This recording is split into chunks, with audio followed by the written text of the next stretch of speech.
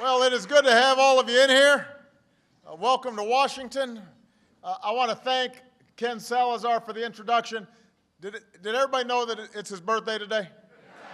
All right, has he milked that enough? I just want to make sure everybody wished him a happy birthday. You know, turning 40 is tough. And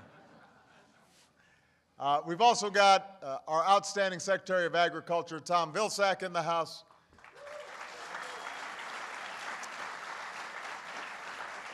Our wonderful EPA Administrator, Lisa Jackson, is with us. And I want to thank all of you for being a part of this conference. Now, I have to say that this is a pretty diverse group here today.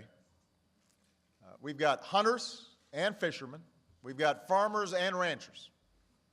We've got conservationists. We've got small business owners. We've got local government leaders. We've got tribal leaders. And some of you may have just wandered in. I don't know.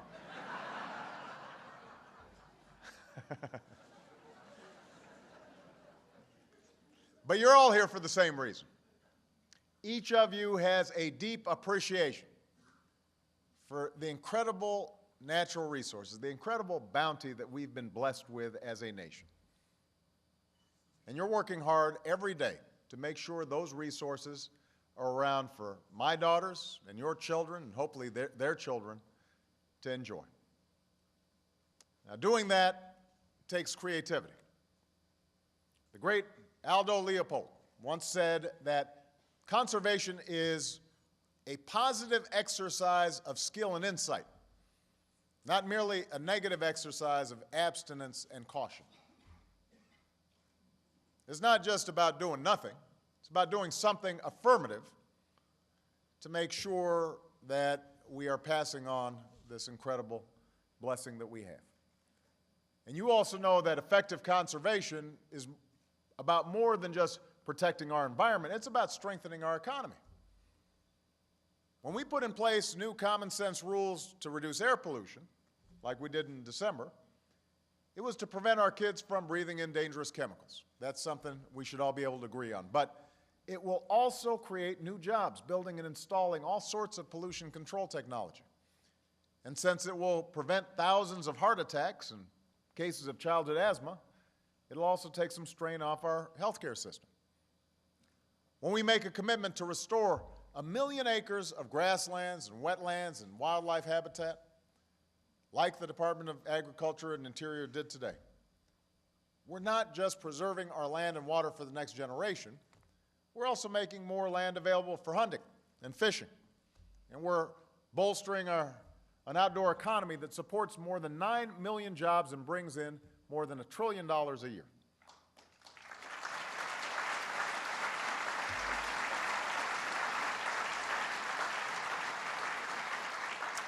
And when we make it easier to visit this country, like we've done recently, accelerating the process for foreign travelers to get visas, we're not just boosting tourism in big cities and places like Disney World. We're helping more people discover our parks and our mountains and our beaches. And more visitors means more people renting cars and staying in hotels and eating at our restaurants and buying our equipment. So the work you're doing today is important if we're going to grow our economy and put more people back to work.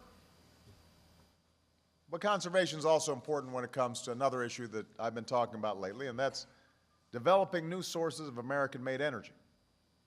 Now, obviously, gas prices are on a lot of folks' minds right now. And we're getting another painful reminder of why developing new energy is so important for our future.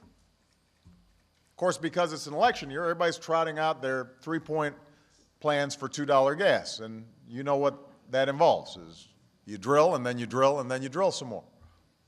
We've heard this for 30 years. The American people know better. They understand we can't just drill our way out of high gas prices.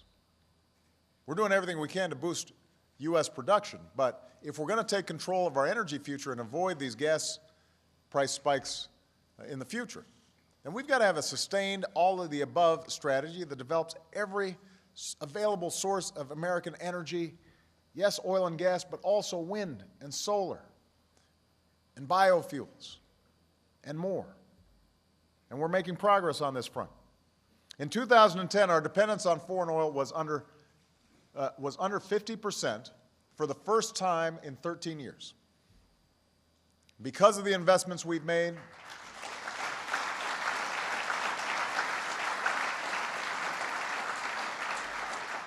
the use of clean, renewable energy in this country has nearly doubled. And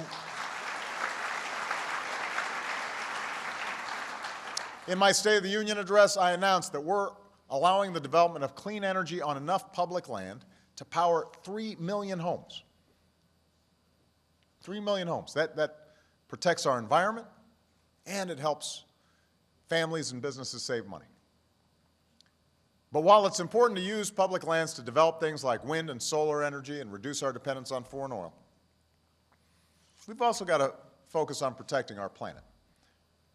Now, that's why Teddy Roosevelt made sure that as we build this country and harvest its bounty, we also protect its beauty. That's part of our national character, and historically, it's been bipartisan. That's why even as our country grew by leaps and bounds, we made sure to set aside places like the Grand Canyon for our children and our grandchildren. That's why my administration has stood up to protect its waters. That's why President Kennedy directed a portion of the revenues from oil and gas production to help communities build trails and ball fields, and why my administration has fought to protect the Land and Water Conservation Fund.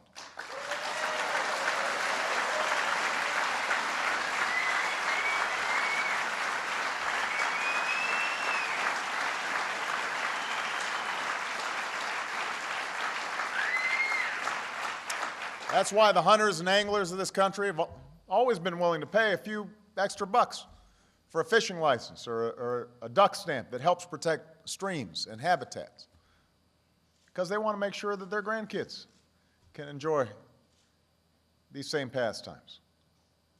That's why my administration is expanding access to public lands so that more Americans can cast a rod or teach their children how to hunt.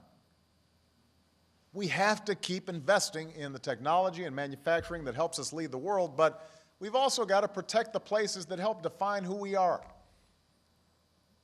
that help shape our character and our soul as a nation. Places that help attract visitors and create jobs, but that also give something to our kids that is irreplaceable. And all of us have a role to play. One of the first bills I signed after taking office was the Public Lands Bill that protected more than 1,000 miles of rivers and established new national parks and trails. And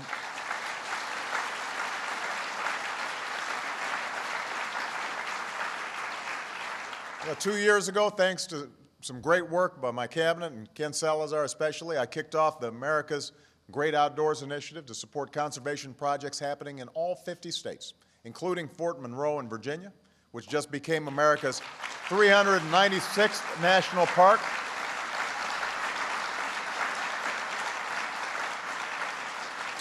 Right now, we're restoring the river of grass in the Everglades, providing clean water to millions of residents,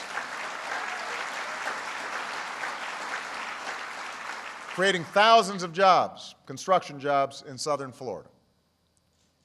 We need to keep moving forward on projects like these. And I know we've got ranchers and farmers and landowners here today who represent places like the crown of the continent in Montana, and the Dakota grasslands, and everywhere in between. And we need to keep working to protect these incredible landscapes that all of you know so well. The bottom line is this: there will always be people in this country who say we've got to choose between clean air and clean water and a growing economy, between doing right by our environment and putting people back to work. And I'm here to tell you that is a false choice. That is a false choice.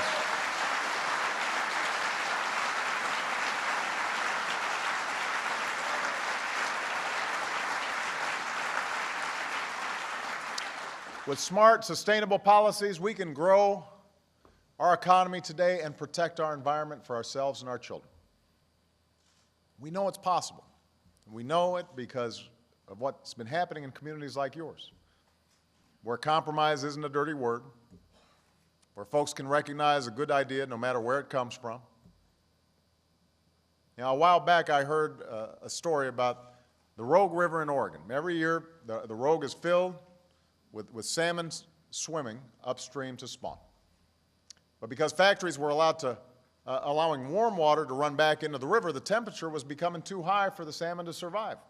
So to fix the problem, the town could have required the company to buy expensive cooling equipment, but that would have hurt the local economy. Instead, they decided to pay farmers and ranchers to plant trees along the banks of the river.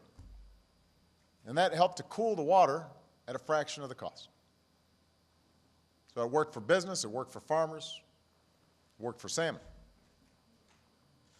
And those are the kinds of ideas that we need in this country. Ideas that preserve our environment, protect our bottom line, and connect more Americans to the great outdoors.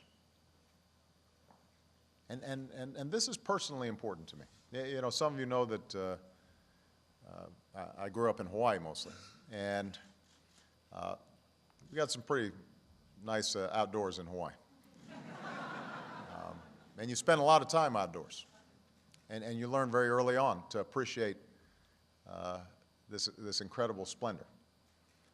But I remember when I was 11, I'd never been to the mainland. And my grandmother, my mother, and my sister, who at the time was 2, decided we were going to take a big summer trip. And we traveled across the country. And mostly we took Greyhound buses. My grandmother was getting, she had some eye problems, and so she couldn't see that well, so she was a little nervous about driving long distances. Sometimes we took the train. And, you know, we went to the usual spots, Disneyland, and yeah, I was 11, right? So, but I still remember traveling up to Yellowstone and coming over a hill and suddenly just hundreds of deer and seeing bison for the first time and seeing Old Faithful. And I remember that trip giving me a sense of just how immense and how grand this country was and how diverse it was, and watching, you know, folks digging for clams in Puget Sounds, and watching ranchers, and seeing our first Americans guide me through a canyon in Arizona. And it gave you a sense of just what it is that makes America special.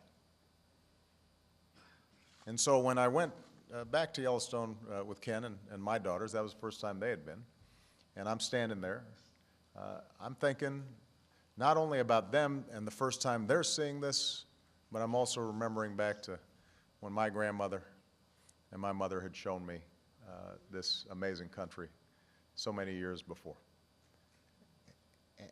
And that is part of what we have to fight for. That's what's critical, is making sure that we're always there to bequeath that gift to the next generation. And if you'll work with me, I promise I'll do everything I can. I'll do everything I can to help protect our economy, but also protect this amazing planet that we love and this great country that we've been blessed with. Thank you very much, everybody. God bless you. God bless America.